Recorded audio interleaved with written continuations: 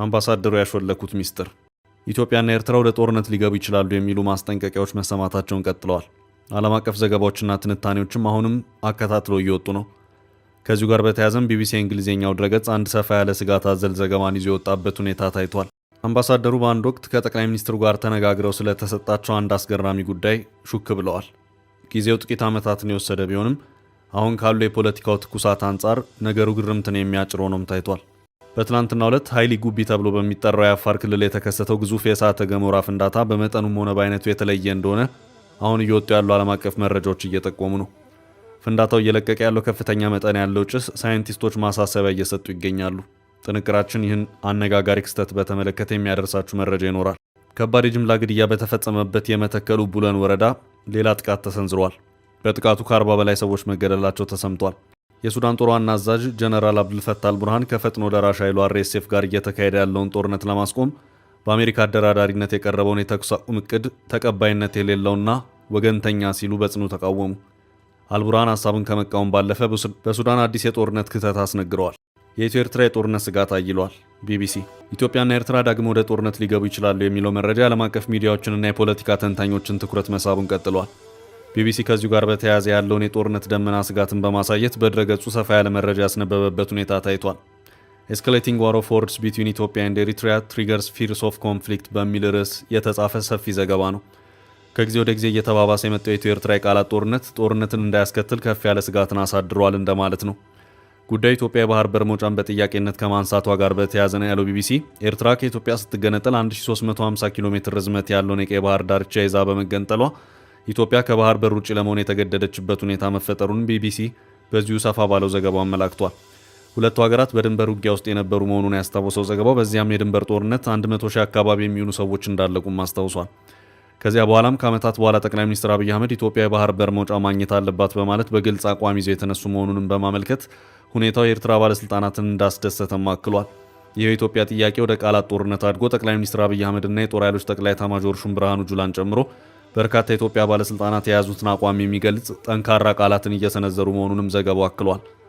ጉዳዩን በተመለከተ በኤርትራ በኩል የሚሰጡት ምላሾችን በሀገሪቱ ማስታወቂያ ሚኒስትር የማነ ገብረ መስቀል የኤክስ ገጽ ላይ ብቻ የተንጠለጠለ መሆኑንም ይኸው የቢቢሲ ዘገባ አክሎ አመላክቷል። ከዚህ ውጭም በሀገሪቱ ብሔራዊ ቴሌቪዥን ጣቢያ በኩልም በሚሰራጩ አቋም መግለጫ ርዕስ አንቀጾች በኩልም አልፎ አልፎ ምላሽ የሚሰጡበት ሁኔታም አለ ሲል አስታውቋል። ቢቢሲ በዚሁ ዘገባ ሁለቱን ሀገራት ወደ ለየለት ጦርነት ሊያስገቡ የሚችሉ የድንበር ላይ ወታደራዊ እንቅስቃሴዎች ግን ብዙም አይታዩም ብሏል። ያም ሆኖ በኢትዮጵያ በኩል የወታደሮች ስልጠና በስፋት እንደሚታይ እንደዚሁም ፕሬዝዳንት ታዬ አጽቀሥላሴም ብዙም ሩቅ በማይባል ጊዜ ውስጥ ጀነራሎችን ጨምሮ ወታደራዊ ማዕረግ እድገቶችንም እንደሰጡ ይሄው የቢቢሲ ሰፋ ያለ ዘገባ አክሏል። ከሰሞኑ በተለያዩ የኢትዮጵያ ኤምባሲዎች በኩል የሚጋሩት የማህበራዊ ሚዲያ ልጥፍ መረጃዎች ኢትዮጵያ ለንግግር ዝግጁ መሆኗንና ሌሎች ተሰሚነት ያላቸው ኃይሎችም ኤርትራ ራሷን ለዚሁ ንግግር ክፍት እንድታደርግ በሚያስችል መልኩ ጫናቸውን እንዲያሳድሩ የሚጠይቁ ሆነው ይታያሉ። እስካሁን ባለው ሁኔታ ለዚሁ የንነጋገር ጥሪ በኤርትራ በኩል ኦፊሴላዊ በሆነ መንገድ የተሰጠ ምንም አይነት ምላሽ አልታየም። የመተከለው አዲስ ጅምላ ግድያ። ከባድ የጅምላ ግድያ በተፈጸመበት የመተከሉ ቡለን ወረዳ ሌላ ጥቃት ተሰንዝሯል። በጥቃቱ ከ40 በላይ ሰዎች መገደላቸው ተሰምቷል። ጥቃቱ በተሰነዘረበት በኩጂ ተብሎ በሚጠራው በዚህ ቀበሌ በ2013 ዓ.ም 298 ሰው በጉሙዝ ታጣቂዎች የተገደሉበትና በጅምላ የተቀበሩበት ቀበሌ መሆኑ ይታወሳል።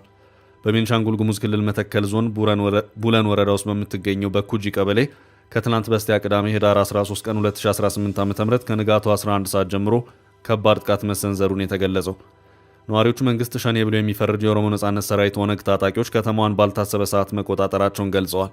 ነዋሪዎቹ እንደገለጹት ጥቃቱ የተፈጸመው ከንጋቱ 11 ሰዓት ሲሆን በዚህ ጥቃት ከ40 በላይ ንጹሐን ዜጎች መገደላቸውን የገለጹት ነዋሪዎቹ በአንድ አሰቃቂ አጋጣሚ ከአንድ ቤተሰብ 4 አባላት የተገደሉበት ሁኔታ መከሰቱንም ተናግረዋል። የበኩጂ ቀበሌ ነዋሪዎች በታጣቂዎቹ እንደተከበቡና ለከፍተኛ ስጋት መዳረጋቸውን ገልጸው የመንግስት የጸጥታ ኃይል በአስቸኳይ እንዲደርስላቸው ተማጽነዋል። 41 ሰዎች በሸኔ ታጣቂዎች ተገድለዋል። በተለይ ሴቶች፣ ህጻናትና አዛውንት ናቸው የተገደሉት።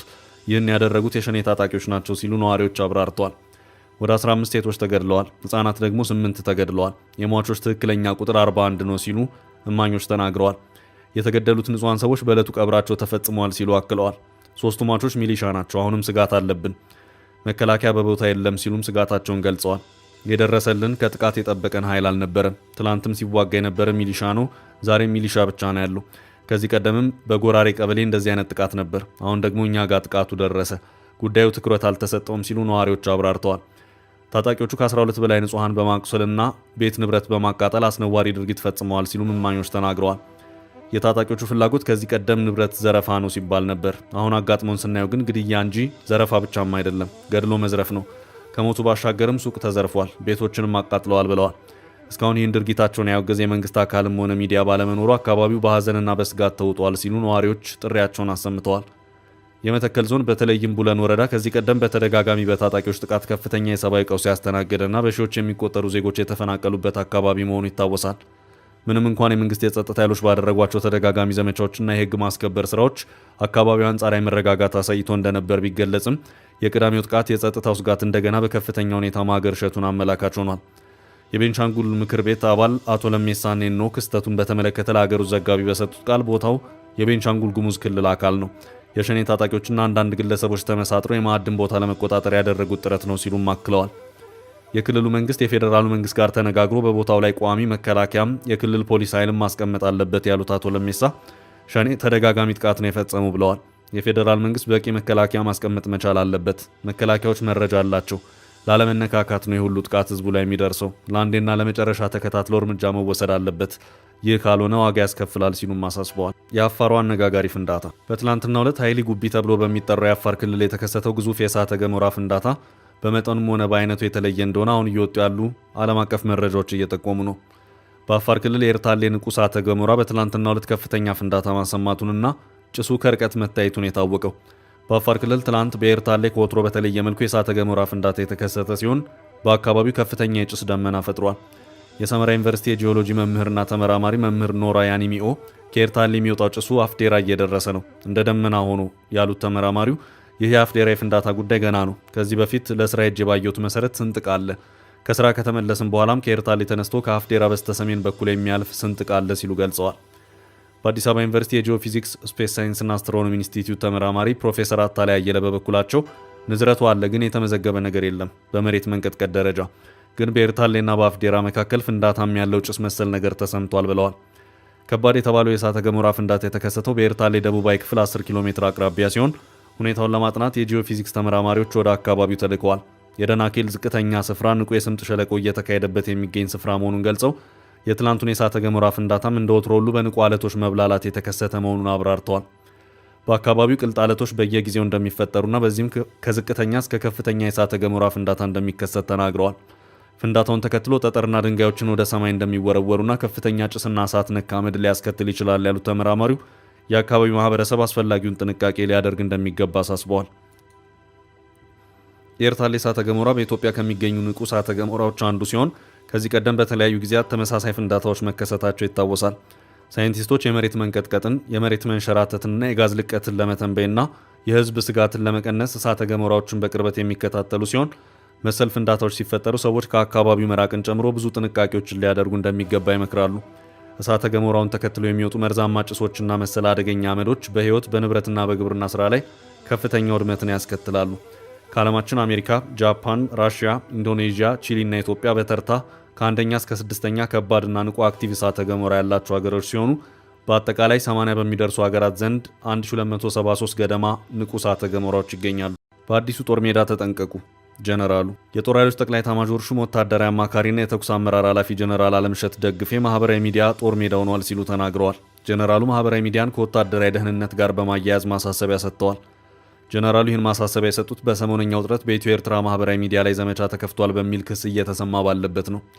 የኤርትራ ማስታወቂያ ሚኒስትር በይፋዊ መግለጫ አሁን ያለው የብልጽግና መንግስት 30 ሺህ የሚዲያ ሰራዊት አባላትን አሰማርቷል። የሚዲያ ሰራዊቱን በተሰጣቸው መለያዎች ወይም ገጾች ላይ አስተያየቶችን በመለጠፍ ተጠምደዋል ማለቱ ይታወቃል። ኤርትራ ይህን ክስ ካሰማች በኋላ ኢትዮጵያ መንግስትን የሚያጣጥሉ ተቃዋሚ ኃይሎችን የሚደግፉ መልእክቶችን የሚያስተጋቡ ተቃዋሚዎችን ማሰማራቷም ተዘግቧል። ኤርትራ በደቡብ አፍሪካ፣ በኬንያ፣ በጀርመንና በዩናይትድ ስቴትስ የሚገኙ ዜጎቿን በማሰማራት የኢትዮጵያ ታጣቂና አማጺ ኃይሎችን የሚደግፉ ልጥፎችን በማህበራዊ ሚዲያ በስፋት እንዲራገቡ በማድረግ ላይ መሆኗ መገለጹ የሚታወስ ነው። ይህ መረጃ በተሰማበት የጦር ኃይሎች ጠቅላይ ኤታማዦር ሹም ወታደራዊ አማካሪና የተኩስ አመራር ኃላፊ ጀነራል አለምሸት ደግፌ ማህበራዊ ሚዲያ የጦር ሜዳ ሆነዋል ሲሉ ማስተባበያ ሰጥተዋል። ጀነራሉ ይህን የተናገሩት የኢትዮጵያ መከላከያ ዩኒቨርሲቲ ኢንጂነሪንግ ኮሌጅ በሀገረ መንግስት ምስረታ በብሔራዊ ጥቅሞችና በታሪካዊ ሁኔታዎች ላይ ያተኮረ የ2 ሳምንት የግንዛቤ ማስጨበጫ ስልጠና ማጠናቀቁን ተከትሎ በተዘጋጀ መድረክ ነው። በማጠቃላይ መድረኩ ላይ ከፍተኛ የጦር መኮንኖች በተገኙበት የማህበራዊ ሚዲያ አጠቃቀም የሀገርን ደህንነት እስከ መፈታተን መድረሱን የጠቆመ ጠንካራ ማስጠንቀቂያ ተላልፏል። በክብር እንግድነት የተገኙት የጦር ኃይሎች ጠቅላይ ኤታማዦር ሹም ወታደራዊ አማካሪና የተኩስ አመራር ኃላፊ ጀነራል አለምሸት ደግፌ ባደረጉት ንግግር ሀገር የምትገነባው በስነ ምግባር በተሞላ አእምሮ፣ በድፍረት በተሞሉ ልቦችና ለታሪክ ያላቸውን የኃላፊነት ክብደት በተረዱ ወታደሮች መሆኑን ገልጸዋል። ከ50 ዓመታት በላይ በዘለቀው የውትድርና አገልግሎታቸው ያካበቱትን ልምድ ያካፈሉት ጀነራል አለምሸት መቻቻል፣ አንድነትና የባህል ማንነት ለሀገር ግንባታ ቁልፍ ምሰሶዎች መሆናቸውን አስረድተዋል። ጀነራል አለምሸት በንግግራቸው በማህበራዊ ሚዲያ አጠቃቀም ላይ አጽንኦት ሰጥተው ተናግረዋል። ማህበራዊ ሚዲያ አሁን ራሱን ችሎ የጦር ሜዳ ነው ያሉት ጀነራሉ በግድ የለሽነትና በሐሰት የተሞሉ ልጥፎች በሺዎች የሚቆጠሩ ወታደሮችን ደህንነት አደጋ ላይ ሊጥሉ ይችላሉ ሲሉ አስጠንቅቀዋል። የሀገርን ብሔራዊ ጥቅም ለማስጠበቅ ቴክኖሎጂውን በዲሲፕሊን በብልሃትና በአርበኝነት ስሜት መጠቀም እንደሚገባም ጀነራል አለምሸት ደግፌ ያሳስበዋል። ቀጣይ መረጃችን በሱዳን አዲስ የጦር ክተት አዋጅ ታወጀ። አልቡርሃን የአሜሪካን የሰላም ሀሳብ ውድቅ አደረጉ። የሱዳን ጦር ዋና አዛዥ ጀነራል አብዱልፈታህ አልቡርሃን ከፈጥኖ ደራሽ ኃይሉ አርኤስኤፍ ጋር እየተካሄደ ያለውን ጦርነት ለማስቆም በአሜሪካ አደራዳሪነት የቀረበውን የተኩስ አቁም እቅድ ተቀባይነት የሌለውና ወገንተኛ ሲሉ በጽኑ ተቃወሙ። በአሜሪካ አስተባባሪነት ኳድ በሚሰኘው ስብስብ የቀረበውን እቅድ የባሰበት ሲሉ አልቡርሃን ተችተዋል። አሜሪካ፣ ሳውዲ አረቢያ፣ የተባበሩት አረብ ኤምሬትስና ግብጽ ናቸው የሰላም ሀሳቡን ያቀረቡት። ሀሳቡ ለ3 ወራት የሚቆይ የሰብአዊ ተኩስ አቁም እንዲደረግ የሚጠይቅ ሲሆን ከዛ መልስ 9 ወራት የሚወስድ የፖለቲካ ሽግግር እንዲደረግ ሀሳብ ያስቀመጠ ነበር። ሆኖም ጀነራል አልቡርሃን አደራዳሪዎቹ የሱዳን ወታደራዊ ተቋማት ለማዳከም ያለመ አጀንዳ እያራመዱ ነው ሲሉ ሀሳቡን በእጅጉ አጣጥለውታል። ከሰሞኑ ለከፍተኛ የጦር መኮንኖች ንግግር ያደረጉት አልቡርሃን የቀረበው ሀሳብ እስካሁን ከቀረቡት ሁሉ የከፋ ነው ሲሉ ገልጸውታል። እቅዱ የሱዳን ጦርና የጸጥታ ተቋማትን የሚያፈርስ ነው ያሉት ጀነራሉ በአንጻሩ ግን የፈጥኖ ደራሽ ኃይሎች እንደታጠቁ እንዲቀጥሉ ይፈቅዳል ሲሉ ተቃውመውታል። ጀነራሉ የአሜሪካውን ልዩ መልእክተኛ ማሳድ ቡሎስን በግል የተቹ ሲሆን የሽምግልና ጥረታቸው ገለልተኛ ለመሆኑንና ከተባበሩት አረብ ኤምሬትስ ፍላጎት ጋር የወገነ አቋም ማንጸባረቃቸውን አንስተው ተችተዋል። አልቡርሃን ማንኛውንም የሰላም ሀሳብ የፈጥኖ ደራሽ ኃይሎች ሙሉ በሙሉ ትጥቅ እንዲፈቱ የሚጠይቅ መሆን አለበት ብለዋል። አልቡርሃን የሰላም ስምምነት ሀሳቡን ከመቃወም አልፈው ለሱዳናውያን አዲስ የጦር ክተት አውጀዋል። አቅሙ ያላችሁ ሱዳናውያን በሙሉ ከሰራዊቱ ጎን ተሰለፉ፣ ተዋጉ ሲሉ ጥሪ አቅርበዋል። በኢትዮጵያ በኩል የባህር በር መውጫና ወደብ ያስፈልገናል የሚለው ጥያቄ እየገፋ መሄዱን ተከትሎ ቆየት ያሉና አዳዲስ መረጃዎች በመውጣት ላይ ናቸው። ከዚሁ ጋር በተያያዘም በኢትዮጵያ አሜሪካ አምባሳደር ሆነው ያገለገሉት እና የቀድሞ የአሜሪካ የአፍሪካ ጉዳዮች ረዳት ሚኒስትር አምባሳደር ቲቦር ናጊ አሰብን በተመለከተ አንድ ነገር ሹክ ብለው መረጃውን አጋርተዋል። አምባሳደሩ መረጃውን ያጋሩት በኤክስ ገጻቸው ነው። ጉዳዩ አሰብን የሚመለከት ሲሆን እሳቸውም በአንድ ወቅት ከቀድሞ ጠቅላይ ሚኒስትር አቶ መለስ ዜናዊ ጋር ጉዳይን አንስተው የተነጋገሩበት ሁኔታ እንደነበርም ተናግረዋል። አምባሳደር ቲቦር ናጊ ጊዜውም የኢትዮ ኤርትራ የድንበር ጦርነት ወቅት የነበረ መሆኑን በዚሁ ኤክስ ገጽ መረጃቸው አስታውሰዋል። አምባሳደሩ ከአቶ መለስ ጋር በተገናኙበት ወቅትም የአሰብ ጉዳይ ተነስቶ አቶ መለስ አንድ ሀሳብን እንደተናገሩም በዚሁ ኤክስ ገጽ ልጥፋቸው ላይ አመላክተዋል። አቶ መለስ ሲናገሩም ኢትዮጵያ አሰብን መቆጣጠር ትችል ይሆናል፣ ሆኖም የኤርትራ ተዋጊዎች ወደ አሰብ ወደብ በሚገቡና በሚወጡ መርከቦች ላይ ጥቃትን በመሰንዘር ጦርነቱ ተራዝሞ እንዲቀጥል ያደርጉታል ሲሉም ነግረውኛል በማለትም አምባሳደሩ የወቅቱን ውይይት አስመልክተውም ከዓመታት በኋላ መረጃውን አጋርተዋል። ማን አሰብን ውሰዱ ብሎ አቶ መለስ ይህንን አይነት ምላሽ እንደሰጡ ግን አምባሳደር ቲቦር ናጊ ያሉት ምንም ነገር የለም። የኤርትራ መገንጠል በህዝብ ውሳኔ የሚወሰን ሆኖ ይሁንና ለቀጠናው ዘላቂ ሰላም ሲባል የኢትዮጵያ ባህርን ይዞ የመቀጠል ብሔራዊ ጥቅም ተጠብቆ ህዝበ ውሳኔው ቢካሄድ የሚል ሀሳብ በወቅቱ የአሜሪካ ባለስልጣናት በኩል ቀርቦ እንደነበር የቀደሙት መረጃዎች ያመለክታሉ። በጊዜው ደርግ በመሸነፉ በኢትዮጵያ የሽግግር መንግስት ሊቋቋም በሚችልበት ዙሪያ ለንደን ላይ ምክር ተይዞ ነበር። በዚህ የለንደን ምክር ላይ ጊዜያዊ ኢህአዴግ ሊቀመንበር አቶ መለስ ዜናዊ፣ የኦሮሞ ነጻነት ግንባር ኦነግ ምክትል ዋና ጸሐፊ አቶ ሌንጮ ለታ እንዲሁም የወቅቱ የህዝባዊ ግንባር ሓርነት ኤርትራ ህጋኤ ዋና ጸሐፊ አቶ ኢሳያስ አፈወርቂ ነበሩ። ከዚህም በተጨማሪ በዘመኑ የአሜሪካ የውጭ ጉዳይ ሚኒስትር የአፍሪካ ጉዳዮች ምክትል ሚኒስትርና የለንደን ኮንፈረንስ ዋና አዘጋጅና አደራዳሪ ሚስተር ኸርማን ኮሆን የዚሁ ኮንፈረንስ ተሳታፊ ነበሩ። ይህ ኮንፈረንስ በኢትዮጵያ በወቅቱ ገዢ ፓርቲ ኢህአዴግ የሚመራ የሽግግር መንግስት በኢትዮጵያ እንዲሁም በኤርትራ በኢሳያስ የሚመራ ጊዜያዊ መንግስት እንዲቋቋም ተደረገ። በኢትዮጵያም ሆነ በኤርትራ በኩል የኤርትራ ህዝብ በውሳኔ የሚካሄድበት ሁኔታ እንዲኖር ዝግጅቶች ቀጠሉ።